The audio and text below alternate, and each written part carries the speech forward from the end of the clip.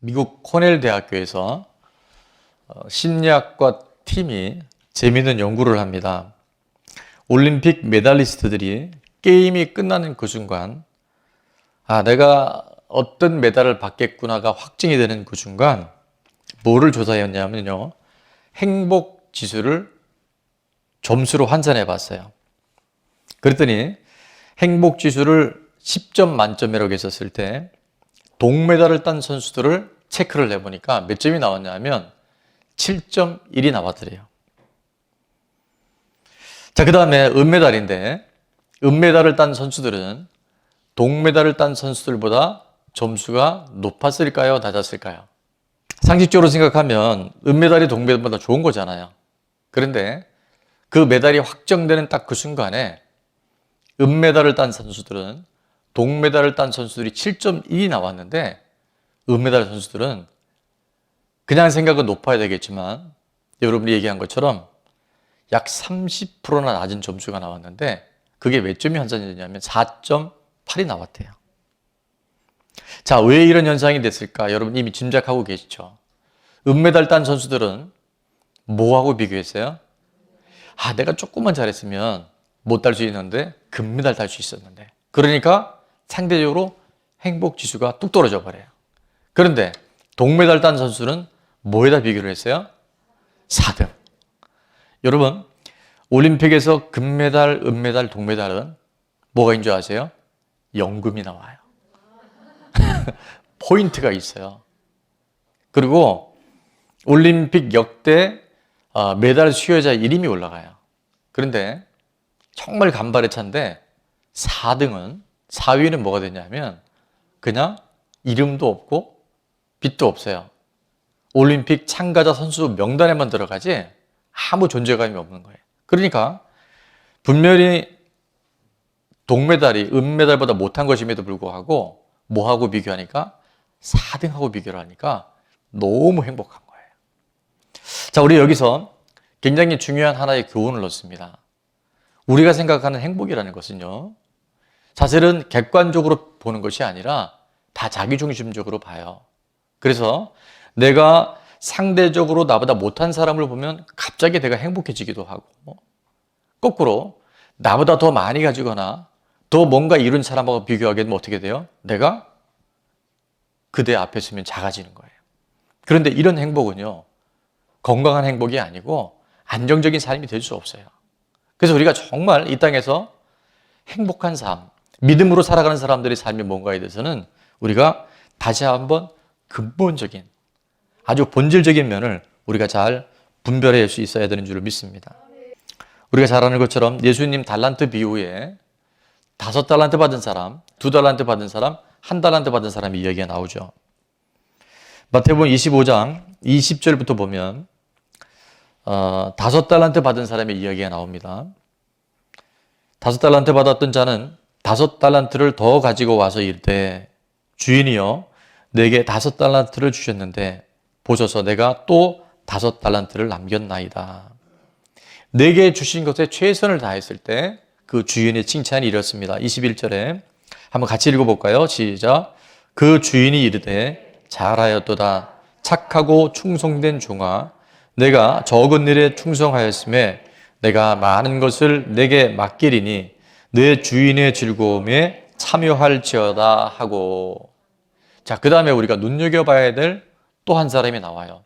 몇 달란트 받은 사람? 2달란트 받은 사람. 22절 제가 읽을게요. 2달란트 받았던 자도 와서 이르되, 주인이여 내게 2달란트를 주셨는데 보소서 내가 또 2달란트를 남겼나이다. 자, 그러면서 주인이 그 2달란트를 받은 사람이 2달란트를 남겨왔었을 때 뭐라고 이야기하는지를 우리는 23절을 통해서 다 같이 한번 읽습니다. 시작. 그 주인이 이르되 잘하였도다. 착하고 충성된 종아, 내가 적은 일에 충성하였음에 내가 많은 것을 내게 맡기리니 내 주인의 즐거움에 참여할지어다 하고. 아멘. 자, 왜 제가 이 말씀에 특별히 2달란트 받은 사람에게 우리가 눈여겨봐야 되냐 하면 21절에 5달란트 받은 사람이 받은 칭찬과 23절에 2달란트 받은 사람의 칭찬이 다르다? 똑같다? 어떻게 똑같아요? 토씨 하나 안 틀리고 똑같아요. 분명히 볼 때는 5달란트 받았고 분명히 2달란트 받았어요. 근데 내게 주신 것, 내게 맡겨진 것에 최선을 다해 충성하고 내가 거기에 반응했을 때 주인은 하나님은요, 절대 5달란트 받았다고 더 칭찬하고 2달란트 받았다고 덜 칭찬하는 게 아니라 동일한 칭찬과 동일한 상급이 있게 되는 줄로 믿습니다. 여러분, 그래서 이게 너무 중요한 거예요. 오늘 우리는 이 세상은 공평하지 않아요. 지난주에도 말씀드렸지만 날 때부터 소경인 사람이, 여러분 그게 무슨 누구 죄입니까? 내가 태어나고 보니까 불행한 가정에도 태어났어요. 그 이유는 알지 못해요. 근데 예수님 말씀하시죠. 이건 누구 죄가 아니라 하나님의 영광을 드러내는 것이다. 하나님 살아계심을 증거할 수 있는 기회다라고 말씀하세요. 자, 2달란트 받았다 그래서 나는 5달란트 받은 사람보다 못하다고 생각하지 않고 오늘 내게 허락하신 것에 내가 하나님 앞에 집중하며 나갈 때 하나님은 그에게 동일한 무엇이냐면 상급을 주셔요. 그래서 제가 이렇게 적어봤어요. 동일 상급의 원리다. 동일한 상급이 있는 거예요. 세상은 불공평하지만 하나님은 공평하십니다. 내가 내 분깃에 대해서 감사하고 자족하고 최선을 다할 때 그 사람이 최고가 되어주고 최상이 되어주는 줄로 믿습니다. 자, 그런데 비교했던 한 사람이 등장합니다. 그가 1달란트 받은 사람이었어요.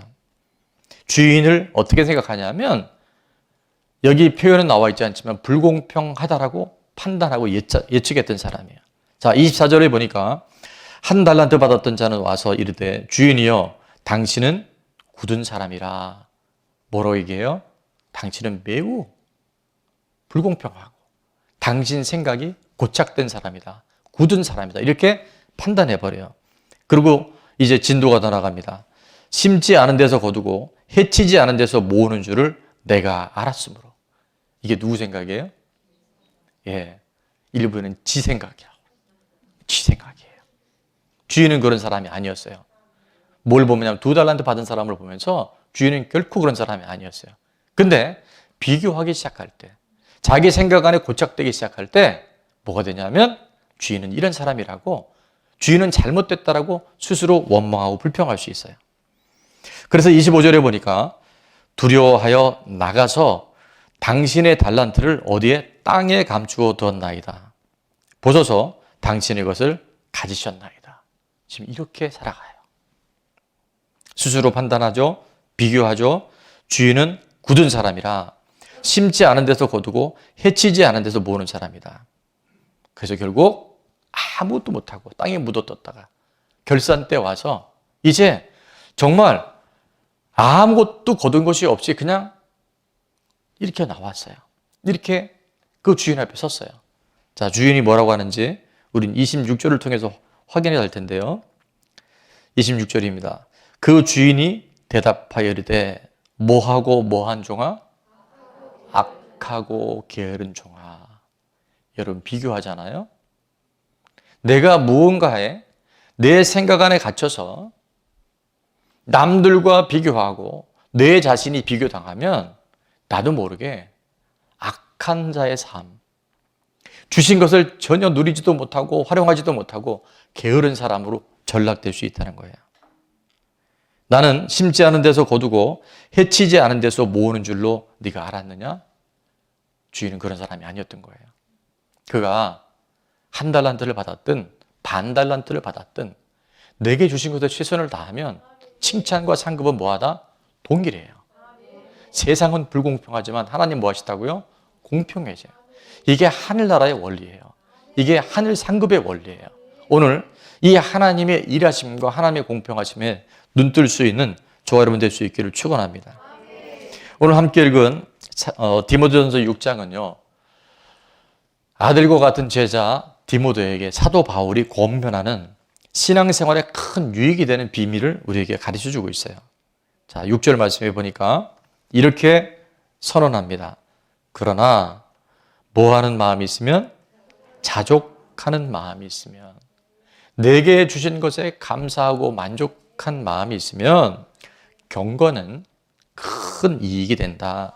세상에 많은 돈을 가진 것, 세상에 출세하는 것보다 더 큰 이익이 믿음의 사람들에게는 유익이 있다라고 말씀하세요. 자, 우리의 실존이 무엇인가를 7절, 8절에 말씀하고 있는데 우리는요, 안개 같은 존재고 아침 이슬과 같은 존재예요. 자, 7절. 우리가 세상에 아무것도 가지고 온 것이 없음에 또한 아무것도 가지고 가지 못하리니. 8절은 다 같이 한번 읽어볼까요? 시작. 우리가 먹을 것과 입을 것이 있은즉 족한 줄로 알 것이니라. 아멘. 꿈도 가지지 마라, 그런 뜻이 아니에요. 하나님 내게 주신 것에 대해서 감사하고, 하나님의 은혜입니다. 모든 게 하나님의 은혜입니다. 그 마음을 가질 때 우리는 뭘 가져서가 행복하고 없어도 불행한 게 아니라 그것을 초월해서 하나님이 주시는 놀라운 기쁨, 감사, 은혜가 새록새록 솟아나게 되는 줄을 믿습니다. 그런 단순함과 그런 순수함으로 살아갈 때 먹을 것, 입을 것만으로도 감사할 수 있고요. 내게 주신 모든 것들이 얼마나 소중한지 발견하게 되는 줄로 믿습니다. 오늘 우리가 예배 드릴 수 있다는 것, 오늘 찬양할 수 있다는 것, 하나님 말씀 들을 수 있다는 것, 기도할 수 있다는 것, 내 발로 성전에 나와서 하나님을 만날 수 있다는 것, 이게요, 주신 것에 감사하는 사람에게 주시는 특권이고 하나님이 주신 은총인 줄로 믿습니다. 그래서 저는 행복한 인생의 비결을 두 가지로 요약을 해봤는데, 첫 번째는 뭐냐면 오늘 말씀의 제목과 똑같아요. 비교하지 않습니다. 비교하는 사람은 비교당합니다. 한번 선포해 보겠습니다. 시작. 비교하지 않을 때, 내게 주신 것에 자족할 때 우리는 비로소 자유할 수 있어요. 마태복음 25장 22절에 2달란트 받은 사람의 이 고백입니다. 2달란트 받았던 자도 와서 이르되 주인이여 내게 2달란트를 주셨는데 보소서 내가 또 2달란트를 남겼나이다. 나는 난 거예요. 그죠? 내 아내예요. 내 남편, 내 남편이에요. 우리 자녀, 내 자녀예요. 누구십 남편은 보니까 돈도 잘 벌어다 주고 음식물 쓰레기도 잘 벌어다 주고 주말 되면 쇼핑도 같이 가지고, 그래서 소환 어떻게 된다는 거예요? 내 남편, 최고의 남편인 줄을 믿습니다. 귀 있는 아내들은 들을지어다. 이렇게 얘기하면 남녀 차별이라 그래요. 내 아내, 세상에서 가장 지혜롭고 가장 예쁘고 정말 하나님이 주신 최고의 선물인 줄을 믿습니다. 옆집 아내 보니까 그렇게 싹싹하고 애교도 있고 가서 살아. 여러분, 비교하면 비교 당해요. 늘 기억하세요. 행복한 삶은 비교하지 않을 때 시작되는 줄로 믿습니다. 이게 만만한 건 아니에요. 그러나 오늘 하나님의 진리의 말씀을 통해서 2달란트 받은 사람의 비유를 통해서 자족하는 사람에게 주시는 경건의 이익을 통해서 예수님 이름으로 끊어지게 될지어다. 여러분, 자꾸 시도하셔야 돼요. 이게 이례적인 사건으로 끝나지 않아요. 제가 우리 학생부 친구들 오늘 고백하는 걸 보면서 제 안에 두 가지 마음이 있어요. 저 아이들이 저렇게 저기 계속 갈까? 아마 가까이서 보는 선생님이나 부모님이 그렇게 생각. 그러나 여러분, 그것이 반복이 되어질 때 뭐가 돼요? 그게 진리가 되어지고 성령의 터치가 일어납니다. 내 안에 그런 마음이 들어왔다가도, 비교하는 마음이 들어왔다. 아니지. 하나님은 5달란트나 2달란트나 똑같이 1달란트라 할지라도 비교하지 않지. 그럼 그때부터 우리가 자유해져요. 하나님의 칭찬과 상급이 동일하게 우리 가운데 있게 되는 줄로 믿습니다. 자, 남들이 잘 될 때 배합하지 말고 행복해지는 비결, 작은 꿀팁을 하나 소개합니다. 그건 뭐냐면 우리 50일의 기도 동안 하나님이 주신 선물 중에 하나예요. 굉장한 강력한 치료 효과가 있어요. 그래서 테라피란 단어를 씁니다. 근데 앞에 뭐가 있냐면 수분 테라피예요. 수분 테라피가 뭐죠? 아주 어려운 학회에 이게 지금 곧 올라갈 텐데 이 치료가 숟가락 얹는 거예요. 남 잘 될 때 숟가락 얹으세요. 뒤돌아서 배합하지 말고 괜히 그 병원에 가서 위장약 먹지 말고 수분 테라피 하세요. 자, 이거를 우리말로 또 버전을 하면 뭔지 아세요? 따라합니다. 주여, 내게도 주소서. 여러분, 이럴 때 하나님 주시지 않겠어요? 이게 하나님의 코드예요. 여러분, 코드가 맞아야 주셔요. 빛이 오면 어둠이 따라가잖아요. 근데 나는 어둠에 있으면 또 빛이 오라 그러면 충돌이 일어난다고요.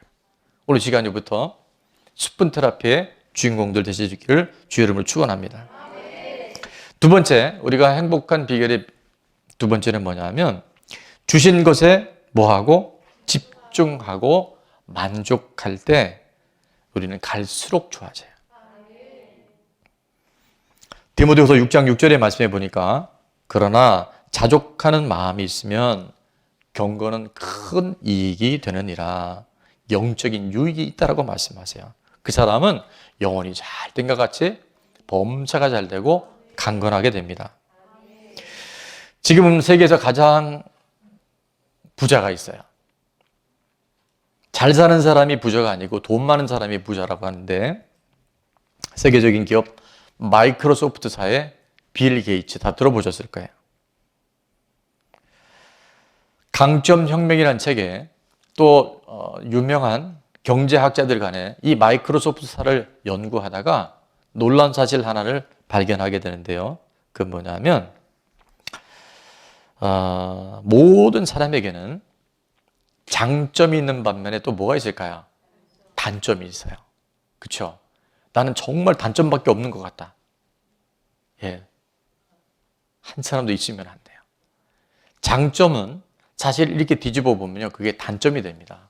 그 사람 되게 좋은 면이요, 가까이 사는 사람한테 보면 그 이면이 그게 약점이 될 수 있어요. 그러니까 장점이 있으면 단점이 있고 강점이 있으면 약점이 있을 수 있어요. 무슨 얘기인지 아시겠죠? 그런데 이 빌 게이츠와 마이크로소프트사를 연구해 보니까 뭐에 이 회사와 빌 게이츠가 집중했냐면 장점과 강점에 집중하니까 나머지 부족한 부분들이 채워지기 시작했다, 이렇게 보고하고 있어요. 자, 남들과 비교해서 내 안에 있는 약점, 부족한 것에 연연해하거나 집착하지 않는 것이 세상적으로도 성공의 비결인 줄 믿습니다. 대신 두 번째 뭐가 필요하냐면 내가 잘할 수 있는 것, 즉 강점에 집중할 때 놀라운 변화가 일어나는 줄로 믿습니다. 그래서 우리가 오래전에 함께 나오는 말씀의 제목이기도 한데요, 이런 표를 우리가 만들어 본 적이 있어요. 자, 강점을 강화하면 약점은 약화됩니다. 한번 선포해 볼까요? 시작. 강점을 강화하면 약점은 약화됩니다. 이렇게 가야 돼요. 근데 안 되는 사람, 안 되는 기업의 특징은 뭐냐면 강점은 그냥 그렇다 치고 약점에 자꾸 집중하는 거예요. 약점을 강화하려다 보니까 평균율도 안 되더라는 거예요. 그래서 어려워지더라는 거예요. 여러분, 이건 비단 기업만이 아니라 우리 개인의 삶에도, 특별히 자녀 양육 안에도요, 이게 굉장히 중요한 적용거리가 될 수 있어요. 우리 아이가 뭘 잘하는지, 우리 아이의 관심이 뭔지, 우리 배우자의 장점이 무엇인가를 자꾸 부각할 때 뭐가 약화된다? 약점이 약화돼요. 오늘까지 이게 거꾸로 되었던 분들이 있다고 한다면 오늘 정상적으로 하나님의 방법으로 복구되어지기를 주의 이름으로 축원합니다. 지난주 기사에 이런 기사가 나왔더라고요. 한국에도 헬렌 켈러가 나올 때가 됐다. 무슨 얘기인가 봤더니 날 때부터 시각장애인으로 태어났고 또 청각도 아예 없었대요. 그러니까 사람에게는 이게 5가지 감각이 있는데요, 시각과 청각이 없으면 말을 못합니다. 여러분, 헬렌 켈러 같은 경우는 후천적으로 그렇게 되는데 나이 50에 시각과 청각을 잃어버렸고 말을 하지 못하는 조용찬 씨라는 분이 37살에 나사렛 대학교에 들어가서 대학교 입학해서 학사를 졸업했고 석사를 마쳤고 지난 2월 10일 날 박사학위를 취득했는데 그게 왜 이렇게 대단하냐면 우리나라에 시각장애인, 청각장애인이 박사학위를 받은 건 처음이라는 거예요. 여러분, 청각이 없으면 뭐 안마 시술소 같은 데 가서 일을 할 수 있는데 이분은 청각이 없으니까 그것도 할 수가 없는 거예요. 듣지를 못하니까 뭘 하겠어요. 아무것도 못한 사람이에요. 그래서 이제 인터뷰하는 기자가 물어봤어요. 이런 장애라는 것을 이제 아내가 그걸 옆에서 도와주는데 이렇게 얘기하더래요. 저를 시각, 청각 장애인이라고 부르지 마시고 저를 삼관인이라고 불러주십시오. 이렇게 해야 돼요. 삼관인. 이게 뭐지? 그랬더니 아까 말씀드린 그 사람은 5가지 감각이 있어요. 기관이. 첫 번째는 시각, 두 번째는 청각, 세 번째는 후각, 네 번째는 미각, 그 다음에 뭐가 있을까요? 촉각이 있어요. 이 5가지 감각 기관 중에 시각과 청각이 없어서 본인은 뭐가 있어요 지금? 3가지가 남은 거예요. 그래서 본인을 삼관인이라고 불러달라는 거예요. 이거 놀랍지 않아요? 여러분은 5관인이에요. 자, 여러분 5개를 갖고 있는 사람에 비해 3가지 가진 사람은 정말 치명적일 수 있어요. 그것도 촉각이나 미각, 후각은 그냥 살아가는데 지장이 없어요. 근데 절대적으로 보지 못하고 듣지 못하면 정상적으로 살아갈 수가 없어요. 근데 그걸 딛고 대학 과정을 마치고 석사 과정을 마치고 한국인 최초로 박사학위를 취득한 조영찬 씨. 자, 그래서 기자가 물어봅니다. 도대체 어떻게 당신이 이 중증 장애를 가지고 박사학위를 취득할 수 있었습니까? 우리나라는 아직 그런 헬렌 켈러나 설리반 같은 선생님이 없었던 거예요. 그랬더니 그가 그의 성공의 비결, 그가 어떻게 이것을 극복했는지 극복 비결을 이렇게 이야기합니다. 저는 힘든 일이 있을 때마다 내게 무엇이 없는가를 생각한 것이 아니라 내가 왜 남들에 비해서 이런 게 없지라고 생각한 적이 아니라 있겠죠, 있었겠죠. 그러나 털어버렸다는 거예요. 그리고 뭐 했다? 지금 내가 무엇을 가지고 있는가? 지금 내가 무엇을 할 수 있는가? 거기에 집중했다는 거예요. 5가지 감각에 2가지나 없는 게 아니라 3가지나 있는 거에 대해서 그가 감사하고 집중했더니 도저히 있을 수 없는 불가능한 일들을 내가 돌파할 수 있었다. 오늘의 내 삶이 있을 수 있었다라고 그는 그렇게 고백합니다. 반드시 하나님은 우리를 이 땅에 보내신 하나님의 꿈, 하나님의 비전을 이루실 줄로 믿습니다. 내가 비교하지 않을 때, 내가 비교당하지 않을 때, 내게 주신 하나님의 것들을 소중히 여길 때 우리는 그 내게 없는 것들이 아니라 내게 주신 그것을 인하여 하나님의 도우심을 통하여 우리는 얼마든지 내게 주신 인생에서 행복해질 수 있고 형통해질 수 있고 노예로 팔려가고 감옥으로 잡혀가도 하나님의 사람으로 우리는 얼마든지 쓰임받게 되는 줄로 믿습니다. 2달란트 받은 사람은요 절대 비교하지 않았어요. 2달란트 받은 사람의 특징이 있는 것은 뭐냐면요, 비교하지 않기 때문에 5달란트 받은 사람과 같이 있어도요 뭐 하지 않는지 아세요? 꿀리지 않고 위축되지 않아요.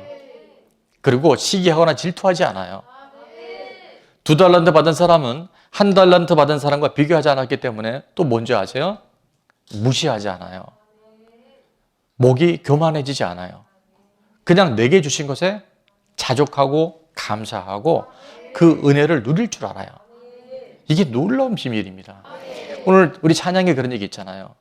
높은 산이 거친 들이 초막이나 궁궐이나 그 어느 곳이든 하나님이 내게 주신 것, 내 주 예수 모신 곳이 하나님 나라 천국이 되는 줄로 믿습니다.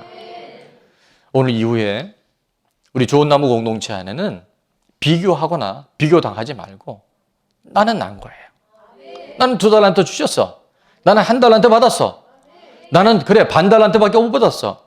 그러나 하나님이 나를 아시고 하나님은 선하시고 하나님이 인자하시고 하나님은 공평하시기에 내게 주신 것에 내가 감사할 때 내 배우자를 향해서, 내 자녀를 향해서, 우리 공동체를 향해서 하나님이 내게 허락하신 그 모든 환경을 통해서 최상의 삶을 살아낼 수 있는 아름다운 사람, 믿음의 사람, 선한 영역으로 또 다른 누군가를 섬길 수 있는 복음의 사람으로 인도하실 줄로 믿습니다.